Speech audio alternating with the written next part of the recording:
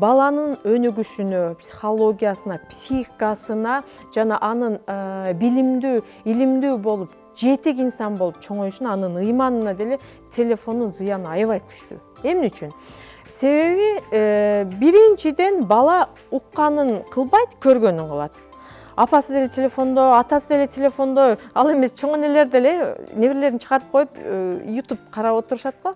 Баарын караса, телефон кармап отуруп, бала жөн эле көргөнүн кылып атат. Балада ушунчалык кызыгуу 7 жашка чейин аябай күчтүү болот. Эмнени көрсө, ошону кармап көрүш керек, кылып көрүш керек да. Ошол кызыгуудан улам бала телефонун биринчи көнө түшөт. Андан кийин экинчи себеби бул энелер биз жетишпейбиз көп нерсе, тиричилик, кайын журт, кызмат. Ошол учурда кыйналып кеткенде балага телефонду бере салабыз.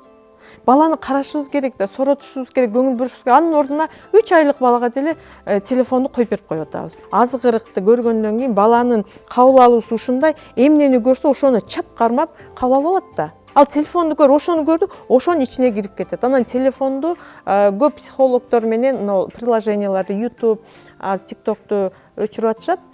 Башка бардык мультиктерди дагы психологдордун жардамы менен реклама катары дагы, анан адамдардын көңүл буруусу катары ой пикири менен түзүлгөн да. Мына 15 секундада адамдын биринчи концентрация, көңүл буруусу телефондо болгондо ошол убакта өзүнө тартып алат.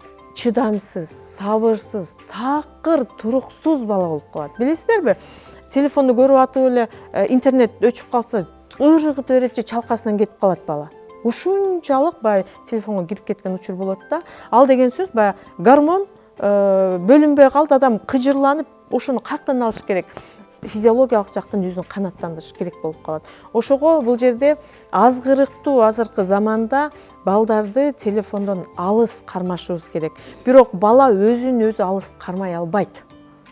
Сөзсүз апасынын көмөгү. Бул жерде атасы да, чоң энеси андай мындай жок. Апасы бала үчүн дары. Ар бир бала кичинеси апа мени караңчы, мен менен ойноңчу, апа карасаңыз, кең экөөбүз ойночу, камыр кылышайынбы? Бутубузга урулушат, бул бирок эң сон. Турчу нары, барчы, бар телефонду көрдүм деп биз өзүбүз карматып коебуз. Балам мыкты болсун келечекте десе, ушул телефонго зомби болуп калыштан сактаңыздар. Себеби телефонго берилген бала ата-энесин дагы кийин тааныбай калат. Мунун кесепеттерин биз жамандыкты айтып, жайылтпай эле коелу, бирок сөзсүз эске алышыбыз керек болот.